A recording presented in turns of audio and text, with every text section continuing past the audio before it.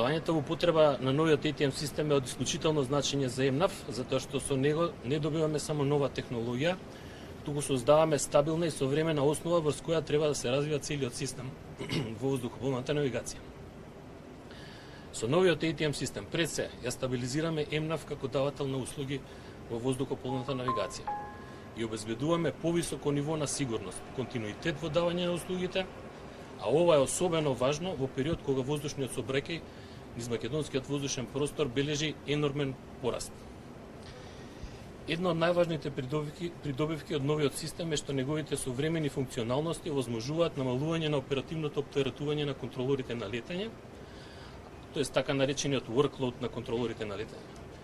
Со подобра автоматизација, поквалитетна обработка и презентација на податоците и современите алатки кои се користат при рутинските работи на контролите на летање, се создаваат услови поефикасно и побезбедно истите да се справуваат со поголем број на воздушни операции.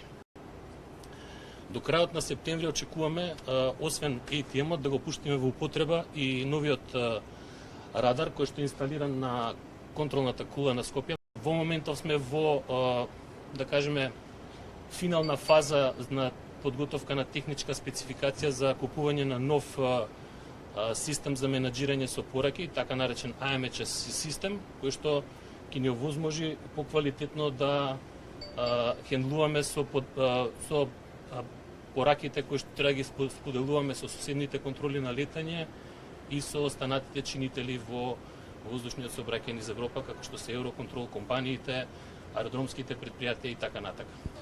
Набавката е започната уште во 2014 година, а договорот е склучен во 2018 година со италијанската компанија Леонардо. Од 2018 до 2024 година нема никакви активности, со тоа се позанимава истражните органи во изминатиот период и со изборот на новото раководство на МНАФ почна интензивна работа со што еве денес сведочиме на ставање во целосна функција на ATM системот. Слична е и судбината со радарот. Имено радарот прв пат договорот е потпишан во 2022 година, но до 2024 година нема никакви активности.